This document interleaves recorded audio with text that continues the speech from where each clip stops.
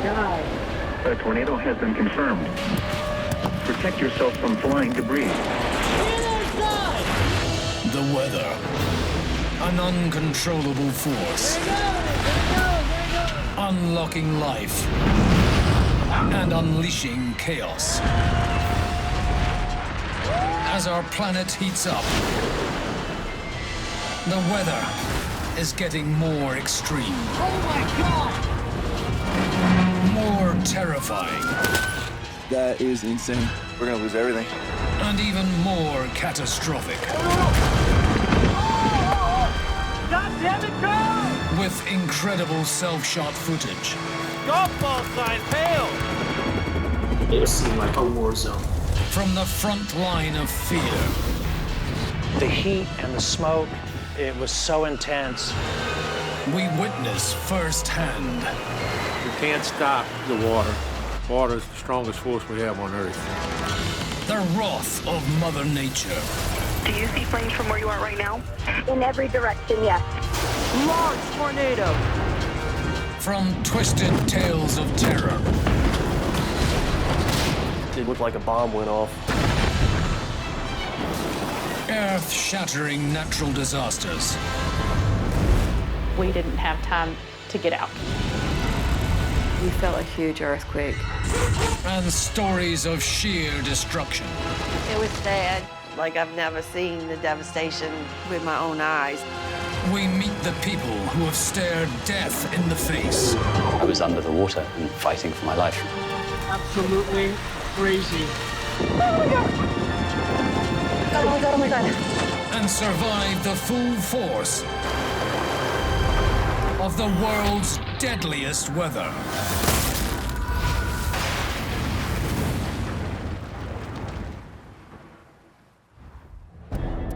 Coming up, a super typhoon slams into the Philippines, ripping through everything in its path. Oh my God! In Oregon, high winds fuel a wildfire, turning a city into ash in 24 hours. There's nothing left. All the houses are burned. You have to come to terms with the fact that you might not have a home tomorrow. A torrent of mud and debris crashes through an Arizona town. It's coming in the door, it's coming in the bathroom. It's getting bad, people. I honestly thought we're gonna drown here. And in Canada, after heavy snow, a lost snowboarder survives for 7 days. Aucunement la montagne, c'est que des arbres, que des arbres, que des arbres.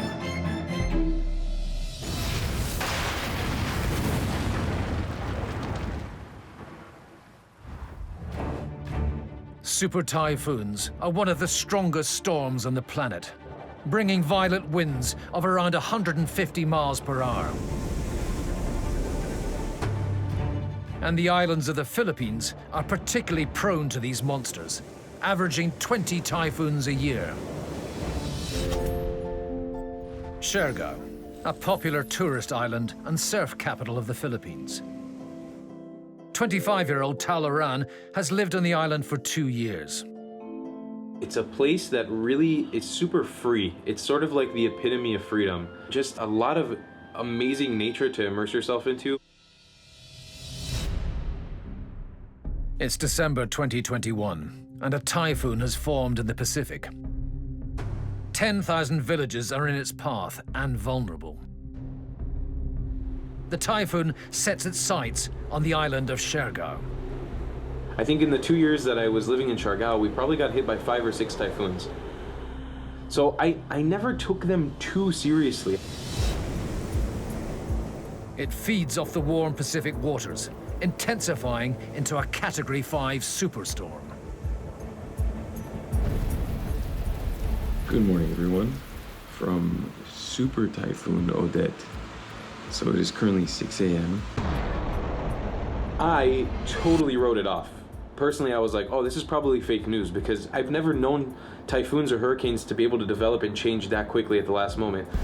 We still have a good few hours before we're in the eye. Throughout the entire morning, I was really, with my friends, taking it as a joke almost. Woo. I can definitely feel it here a little bit more. Look at that. Wow. The We were hyped up, we were amped, ready to see some destruction. The eye will pass over us pretty shortly here. It should start getting significantly more hairy.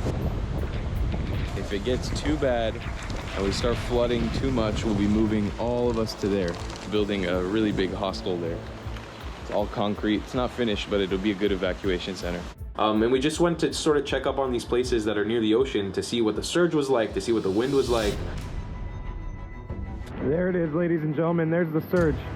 Wow, I've never seen the ocean like this here. Oh my God. That's crazy. Holy. Oh my God. So we've come to the bridge now, the famous Sunset Bridge. The wind shears are picking up. We're maybe an hour or two away now from the eye of the storm. I was like, it still doesn't seem that bad. That mindset kept on changing from hour to hour as it started getting worse and worse.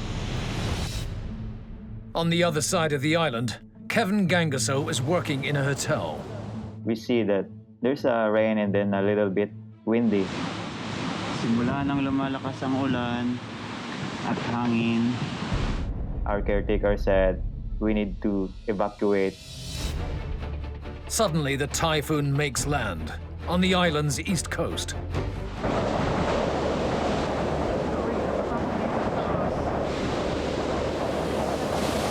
And I felt so scared that time because that was my first time I experienced typhoon.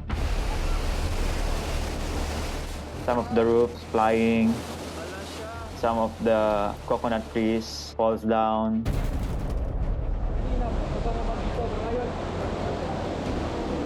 We're so scared because we don't have a place to hide. Extreme winds hit the hotel, leaving Kevin exposed to the elements. I'm scared of the windows because the wind is so aggressive.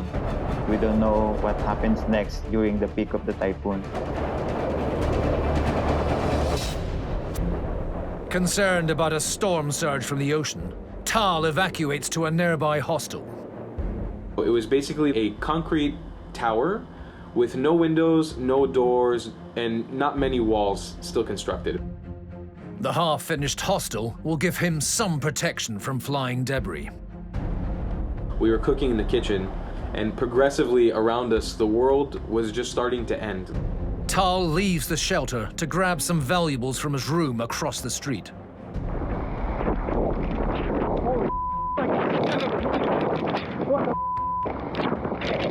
Oh my God.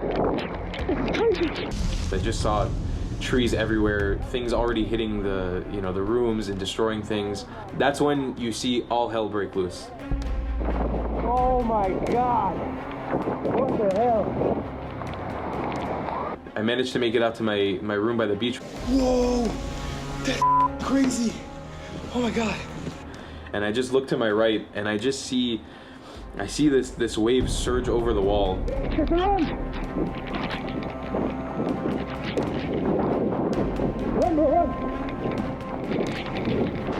One of the scariest things I've ever seen in my life. Shark is coming, run!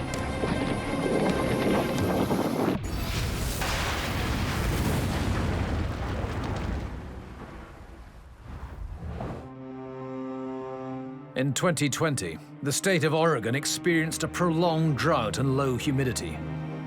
The perfect conditions for a wildfire.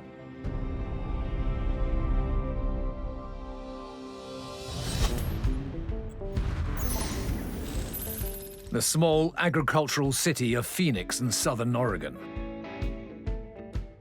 Phoenix is friendly and a little bit old school in a good way. It's like a mile and a half from one end to the other. Every time there's a wildfire, it's sort of like a mythological creature. You just see the smoke roll over the mountains and it's distant from you. It's September 8th, 2020, and a red weather warning is issued.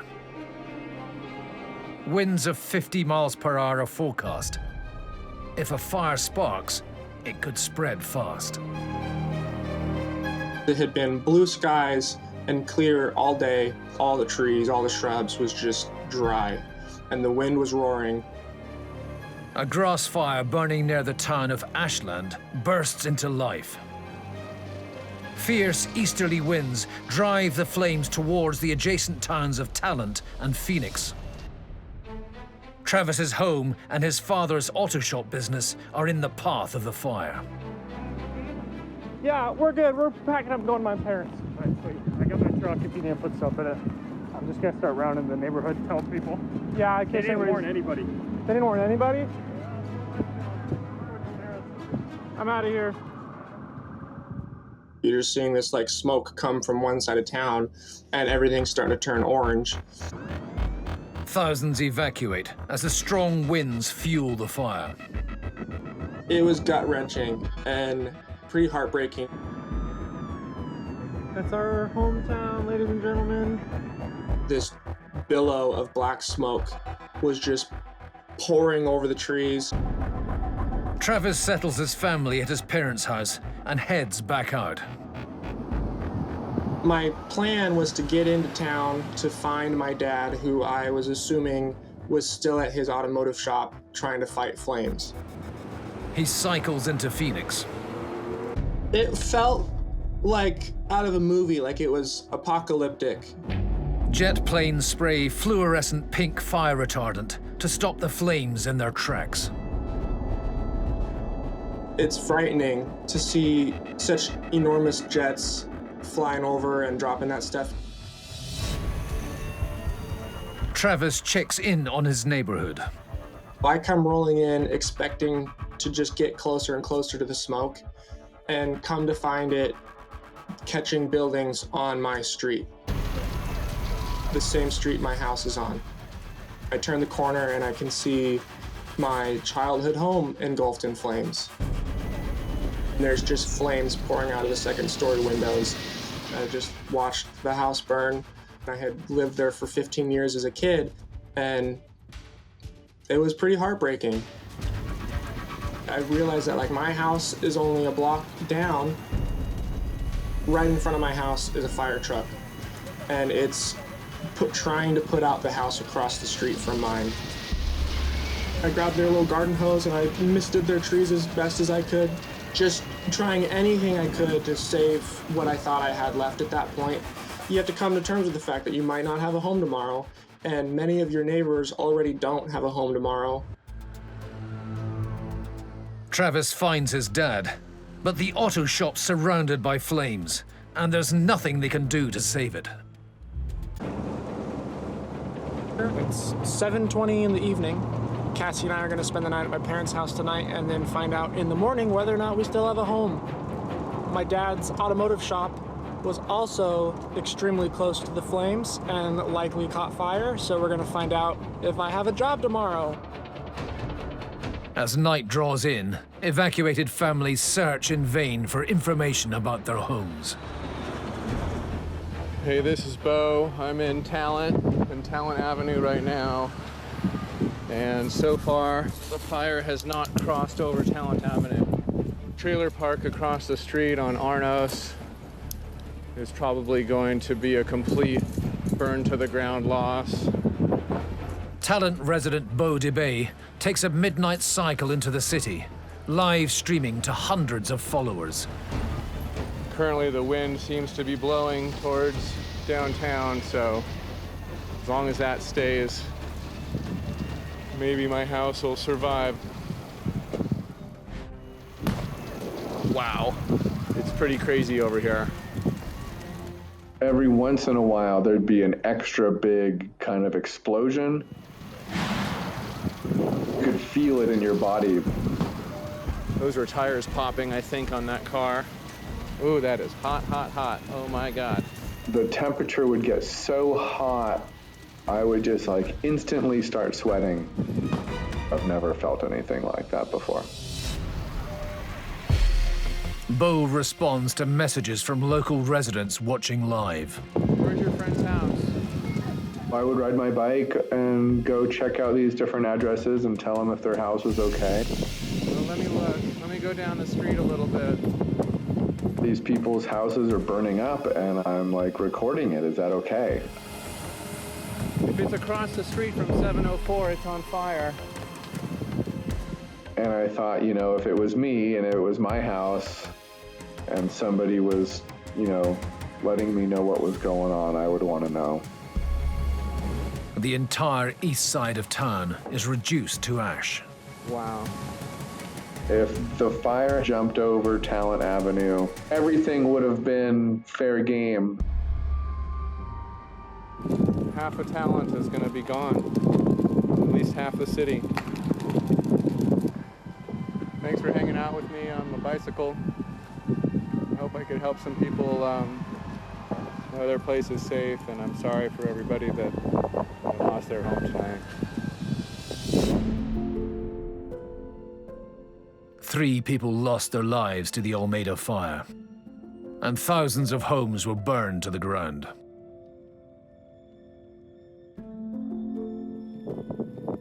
The next day, Bo sets out on his bicycle once again. Boy, I can feel the heat and smell it. Here's that pink fire retardant. People are asking if my house is safe. It is. My house survived. Just thinking about all the hundreds of lives that just are completely changed. How is Talent going to come back from this? No surviving buildings here. Travis's home is spared, but his father's auto shop is gone. He'd been in business for 18 years, and he had been in that building for like 12. Man, it was just so hard to look at. High winds drove the Almeda fire on its destructive path. Your hometown can go from blue skies and birds to a billow of black smoke that just takes out half of the town. I'm not going to underestimate dry wind ever again.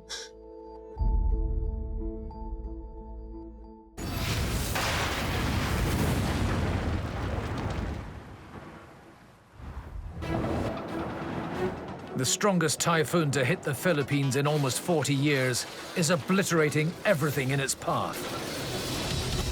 The island of Siargao is the first to experience the Category 5 superstorm. Winds of 160 miles per hour push ocean waters into coastal areas. Taal-Oran comes face to face with a storm surge.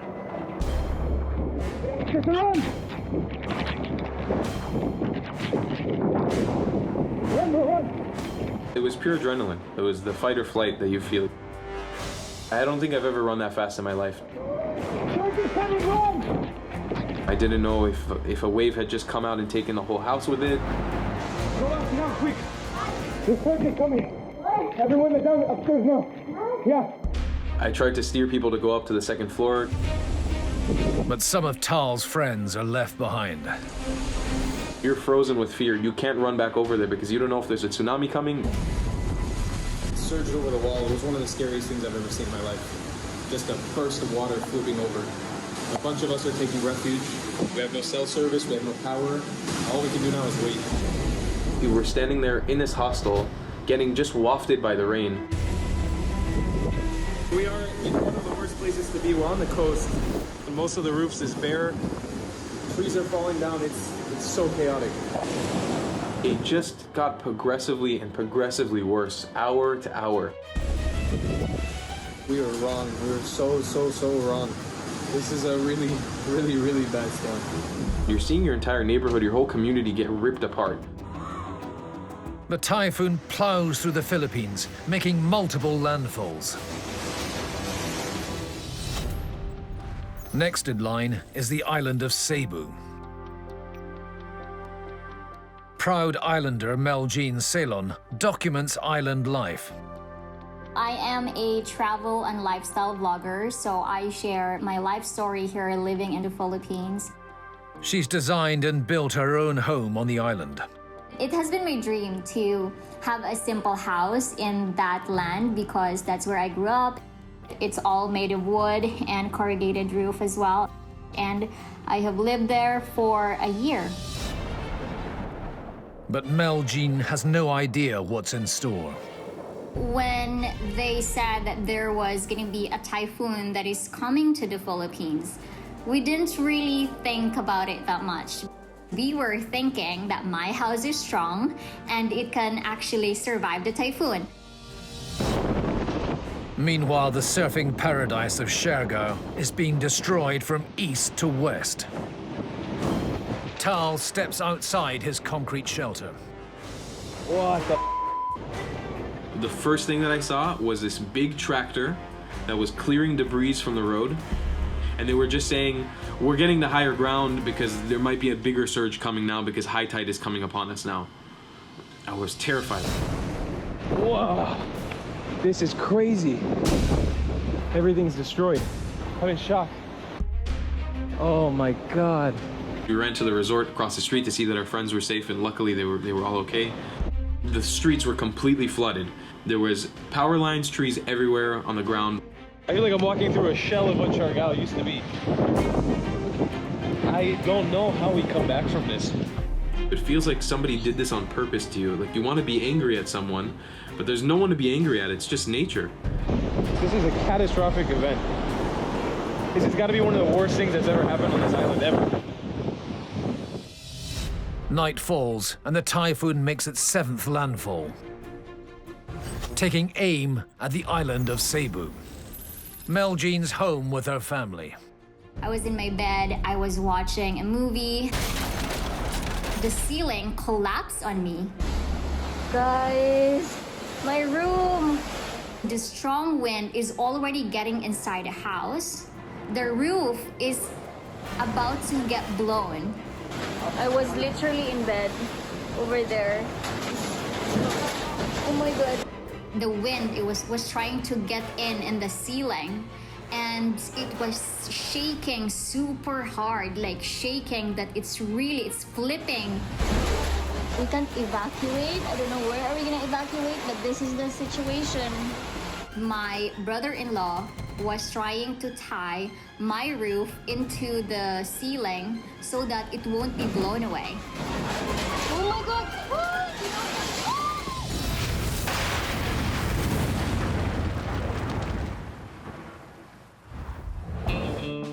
It's June 2021 in southern Arizona. A recent wildfire has left behind burn scars. Areas of barren land are vulnerable to flash flooding. Just a few weeks later, the monsoon season hits. 6 miles from the mining town of Globe is the rural community of Six Shooter Canyon, home to mechanic Chris Holyoke. It's the 4th of July, 2021. Chris is home with his sister Bonnie. It had been beautiful. There wasn't a cloud in the sky. But flooding can occur days after heavy rainfall. Without warning, a flash flood crashes through Chris's backyard. That's our front porch. There was minimum 6-foot wall of water and logs and debris just rushing across that field towards us. Waters come from an overflowing creek 20 meters from Chris's home.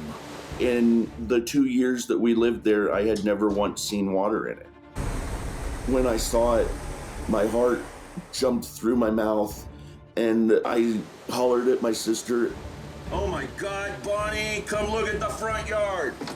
You freeze up, oh no, what am I gonna do? And then you realize there's nothing you can do. The muddy rapids flood right down the burn scar from a recent wildfire. Look, there's our truck way over there. It was parked behind the house. This is out the kitchen window now. My entire livelihood was in the back of that truck. I was trembling, I was shaking. I honestly thought, we're gonna drown here. It's coming in the door, it's coming in the bathroom. It's getting bad, people. It started to seep through the floorboards. It was coming in underneath the front and back doors. See, here's our living room. Here's our bathroom. It's ankle deep in my house, y'all. See the truck over there? See the water rushing? See that furniture over there? That was on our front porch. I mean, this is insane. You know, we can't even open the doors to try and escape. There was nowhere to go. I did not think we were going to survive this. The water in Chris's yard eventually begins to ebb away. Okay, I finally made it out the front door. Look at the destruction. This is my front yard. I'm standing on my porch by my front door. I was relieved when it was gone and I could look out and see, you know, wet ground, actual ground. Okay, it's over. We survived. 5 minutes ago, the water was over my head where I'm standing right now, people. I am not joking. It looked like a war zone. There's that creek in the backyard raging away. If you listen close, you can hear the thunder of boulders falling down it. The water was black, it was silty, it stunk like a sewer. There used to be 2 tool sheds there. There used to be furniture there. The only thing we were able to salvage was our truck. Everything else was completely gone. That raging creek that we live on, that's the culprit of all this. Monsoon storms continue to wreak havoc as flash floods sweep through Arizona.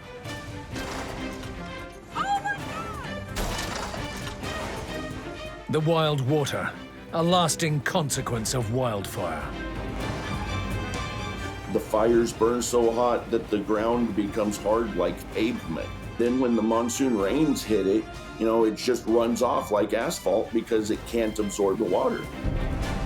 Flash floods can happen anywhere, anytime, night or day. There's no way to be prepared for them. Flash floods kill over 5,000 people every year worldwide. They can rip through riverbeds, canyons, and urban streets with very little warning. It's rainy season in Lam Dong, Vietnam. Rivers swell, and the resulting floods are fast and furious. Despite the danger, villagers make a perilous crossing over a bridge weakened by the water. It could break at any moment. Somehow, they make it to the other side. But minutes later, the bridge is gone, washed downriver. Okarche, Oklahoma, USA. This crack was not there 2 minutes ago. And here it goes. Torrential rains have triggered a flash flood. Look at it. Look at it. The force of the water is tearing up the road. Oh. A hasty retreat is the only option. Here it goes. There goes the culvert. That's the culvert. That's the culvert.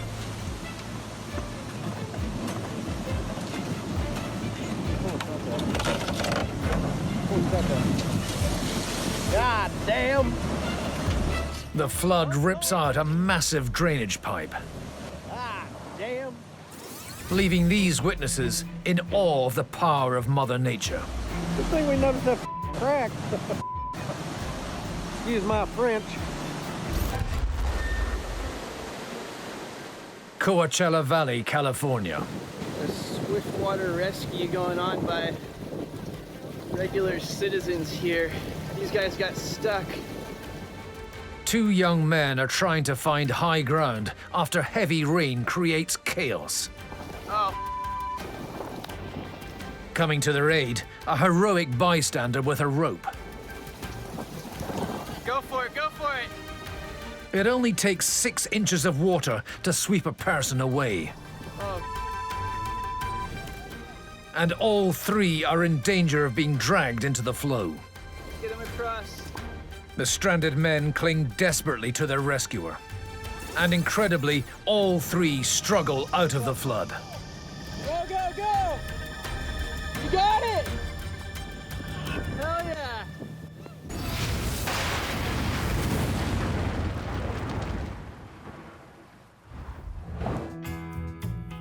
The Canadian Rockies, British Columbia.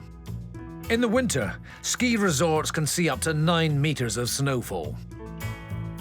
But the freshest powder is off-piste. But backcountry skiing comes with the risk of avalanches and challenging terrain. There's a danger of getting lost in the mountains. The Kicking Horse Mountain Resort, a mecca for skiers and snowboarders around the world. Snowboarder Stéphane Boivet sets out alone for a day of snowboarding. The condition was like pretty icy, pretty tough, not much powder. So I was a little bit disappointed. A lack of good snow tempts Stéphane into remote backcountry, but signs warn of the dangers. There was like a little voice on the back of my head that was like, not sure. Then I saw a track just 3 meters from me. That was my sign, and I followed that. Stéphane follows tracks left by another snowboarder. But hours later, he's lost his way and has no phone signal. Yo, bonjour à tous. Il est présentement 4h20. Ça fait maintenant environ 6 heures que je suis perdu. J'ai fait ma 3e run ici à Kicking Horse. J'ai pris un chemin que j'aurais pas dû. Dans le fond, je me suis retrouvé dans le backcountry. Puis là, j'ai suivi les traces de quelqu'un qui est passé là avant moi, soit la veille, soit le matin. Puis là, soudainement, de façon inexpliquée, je sais pas comment c'est arrivé, là, les traces ont soudainement arrêté. Aucune trace de motoneige, de rien qui a été... Quelqu'un qui est venu chercher, ils ont juste complètement arrêté. Fait que mystère et boule de gomme. Puis depuis ce temps-là, ça fait 3h30, aucun repère. J'ai rien vu à date qui peut m'indiquer que je suis bon chemin. Stéphane follows a creek, hoping it'll lead him out of the woods. Bear Grylls, il serait fier de moi parce que enfin, la solution que j'ai trouvée, c'est que le cours d'eau qui est là présentement, je suis ça depuis 3h30. The only thing I saw was like the creek, and there was like 2 big wall of trees each side. The only thing was silence. Je me dis que j'espère que d'ici que la nuit est tombée, je vais croiser une route, quelqu'un, quelque chose. Peut-être pas un ours, par exemple. Little does he know, the creek he's following is luring him away from the resort and deeper into backcountry. Je commence à regretter un peu. Une note à moi-même, ne jamais faire le backcountry tout seul, surtout quand tu connais pas la montagne. J'avoue, je commence à stresser un peu. Je sais que la nuit s'en vient. Je suis supposé aller rider demain, je pense que je vais prendre un petit break. J'ai les jambes en feu. I was kind of like in survival mode. Remote British Columbia is home to bears. The threat of an encounter is real. I saw a big footstep in the river, so I thought to myself that was a bear. À date, j'ai croisé aucun animal. J'ai vu des traces d'animaux, plein de traces en fait, mais rien à la vue. Mais en fait, je pense que j'ai mon élément pour essayer de me retrouver et éloigner les animaux, c'est-à-dire mon sifflet. To make matters even worse, no one knows where Stéphane is. Poursuivons la route avant qu'il fasse nuit, en espérant que je sois arrivé avant ça. Donc le but, c'est on a passé un pont en montant à Kicking Horse, là. Donc il y avait une rivière. J'espère que ce que je suis présentement,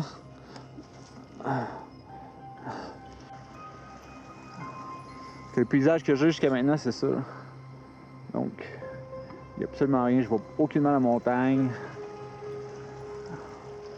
C'est que des arbres, que des arbres, que des arbres.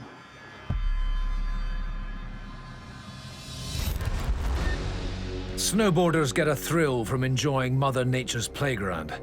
But alpine adventures can be a disaster waiting to happen.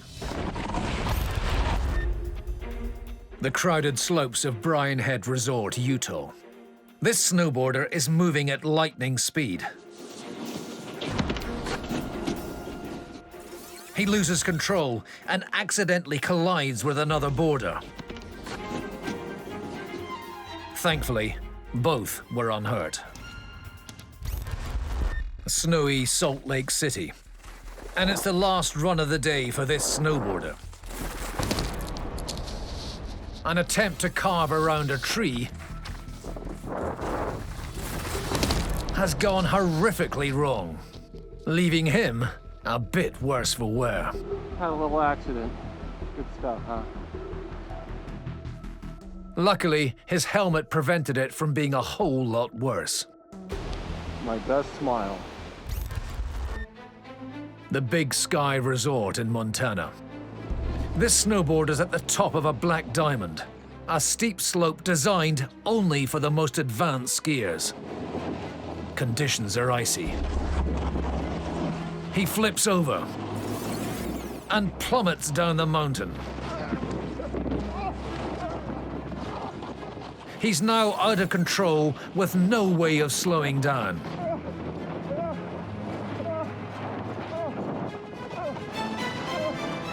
He's out of control at high speed. Finally, he reaches the bottom, grateful to be alive.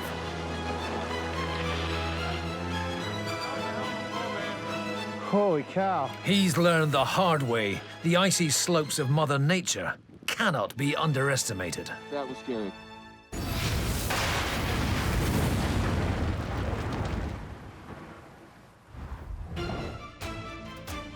The people of the Philippines have been struck by a Category 5 super typhoon.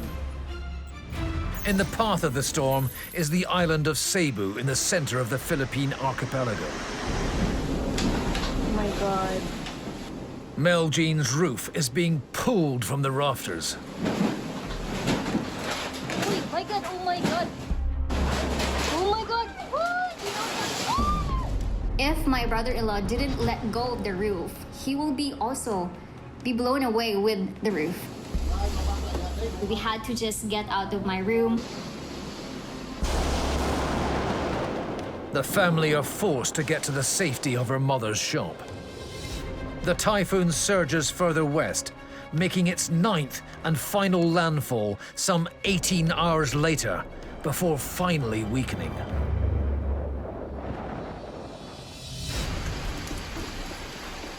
Mel Jean and her family can begin to pick up the pieces of their lives. Come on, let's get inside. Okay, so this is the current situation of my house. When you look up, all of the ceiling is gone. My heart was really heavy. I felt like I cannot accept this. As you guys can see, there's water everywhere. So, this is the current situation. All my stuff are wet, my furniture, my cabinet, my bed. It's so sad for me to look at it right now. I'm about to cry. I just had my house for 1 year and it was destroyed by the typhoon. Mel Jean discovers more destruction at her sister's house. My sister's house was totally destroyed by the typhoon. All of the roof, guys, look at that. This is really sad to look at. All of the roof is gone. On the island of Siargao, Kevin Gangaso emerges into the chaos. Grabe yung nangyari dito sa Siargao ngayon. So, kami yung survivor dito sa Siargao. Oh my God, this is the worst nightmare ever. There's a lot of wires in the street. and palm trees on the street. Buti naka-transfer agad sa mga concrete na bahay. Kasi yung mga wood, mga pawid, wala. Nasira talaga. 303 oh. Durog lahat. Ang tower, nawala na ang tower. Ang inaisip ko, kawawa yung mga pamilya. We feel lucky because praise God, we survived.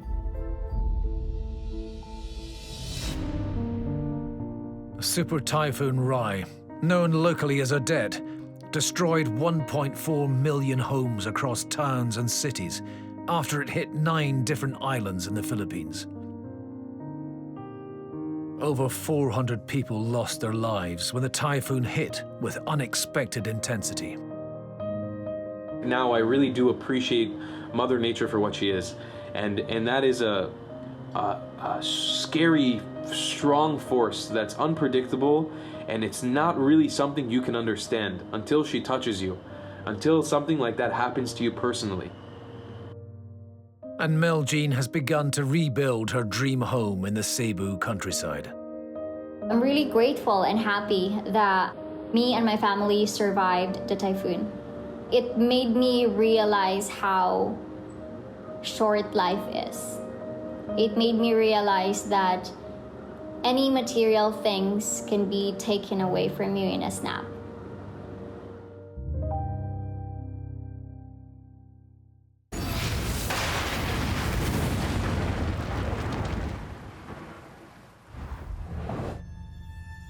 Snowboarder Stefan Boava is lost in the Canadian wilderness.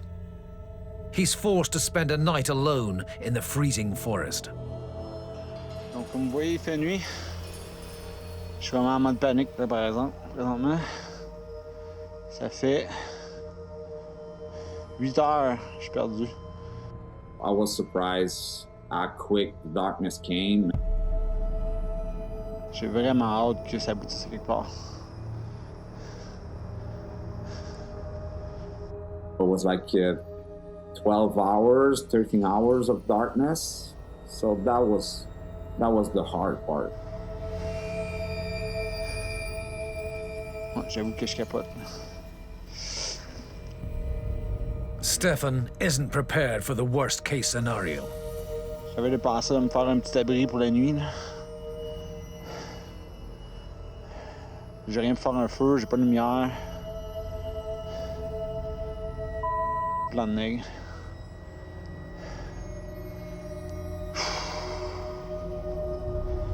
Bon. J'espère que je vais survivre.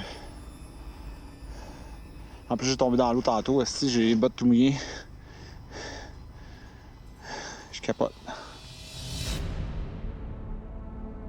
He makes it through the first night. Donc hier, j'ai dormi, je me suis fait un petit camp avec des branches de sapin. La nuit a été courte et longue. J'ai gelé mon pied où j'allais tomber dans l'eau.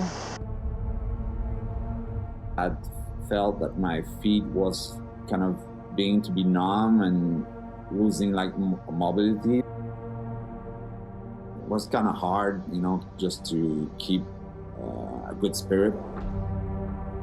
Stefan is still blindly following a creek, which is leading him away from the resort. Puis là, on est le lendemain matin. Je suis sur la route en espérant que cette calice de rivière débouche à quelque part. Parce que là, j'en ai plein mon casque. He's trapped in the freezing conditions. Alone and disorientated, Stefan begins to succumb to the cold.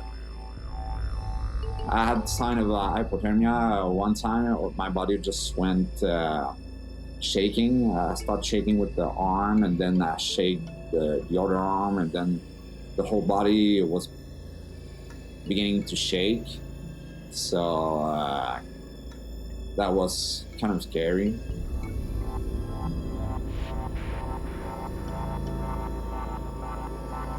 Four more days pass. Without food, he's too weak to leave his shelter. Resort staff spot Stefan's vehicle still in the parking lot. A helicopter rescue team searches the area.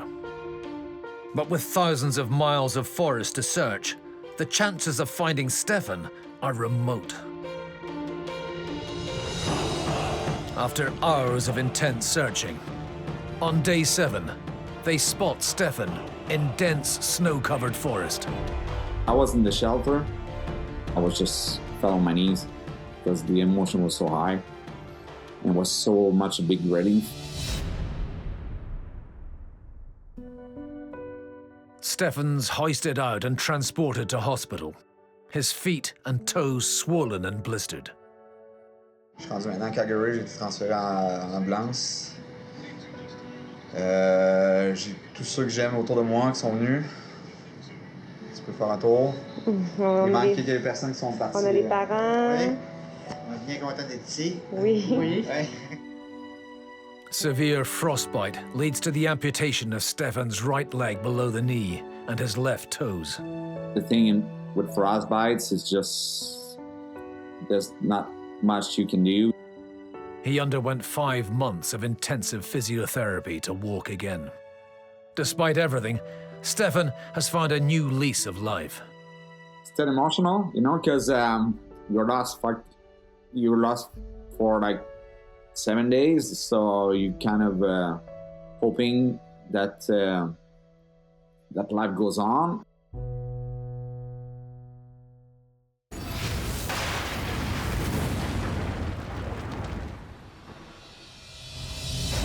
In this episode, we have witnessed the strongest typhoon to hit the Philippines in 4 decades.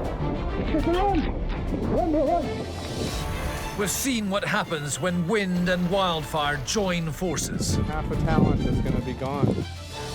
Oh my God. We've learnt that burn scars can create ferocious flash floods. This is insane. And we can't even open the doors to try and escape. And next time, there will be more. Because deadly weather stops for no one.